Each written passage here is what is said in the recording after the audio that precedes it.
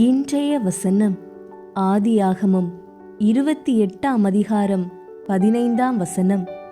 நான் உனக்கு சொன்னதை செய்யும் அளவும் உன்னை கைவிடுவதில்லை.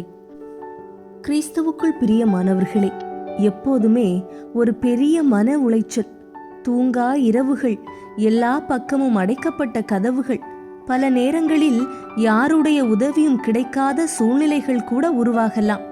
எல்லாமே முடிந்து விட்டது, இனி ஒன்றுமே இல்லை, கண்ணுக்கு எட்டிய தூரம் வரை ஒரு பசுமையே இல்லை, இப்படிதான் அதிகமான நேரம் நம் வாழ்க்கையில் உள்ளது என்று நினைக்கலாம்.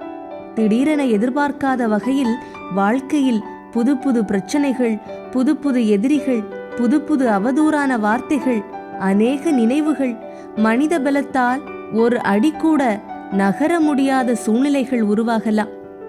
இன்றைக்கு கூட நீங்களும் இந்த இக்கட்டான சூழ்நிலையில் தவித்துக் கொண்டிருக்கின்றீர்களா? என் அன்பு சகோதர சகோதரிகளே, கலங்காதிருங்கள். சில நேரங்களில் நம் வாழ்க்கையில் நம்மை மறுபடியும் அவருடனே சேர்த்து கொள்ளும்படி சில சோதனைகள் வரலாம். ஆனால் நீங்கள் சோர்ந்து போகாதீர்கள். உங்களுக்கு சொன்னதை அவர் நிச்சயமாக நிறைவேற்றுவார். அவர் உங்களை கைவிட மாட்டார். தடைகள் வரலாம், தாமதங்கள் நேரிடலாம். கைவிடாத அன்பின் தேவன்தான் சொன்னபடியே உங்களை மேலாக்குவார். உங்களுக்கு சொன்னதை கட்டாயம் நிறைவேற்றுவார்.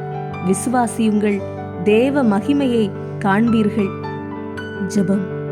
அன்பின் இறைவா, நீர் மாறாதவர். வானம் பூமி ஒளிந்து போனாலும் உம்முடைய வார்த்தை ஒருபோதும் ஒளிந்து போவதில்லை.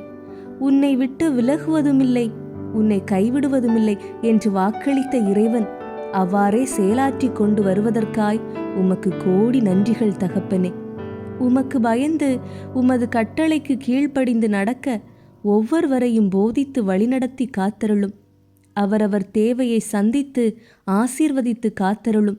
மீட்பர் இயேசு கிறிஸ்துவின் இனிய நாமத்திலே ஜெபிக்கிறோம் எங்கள் நல்ல தந்தையே. ஆமேன், ஆமேன்.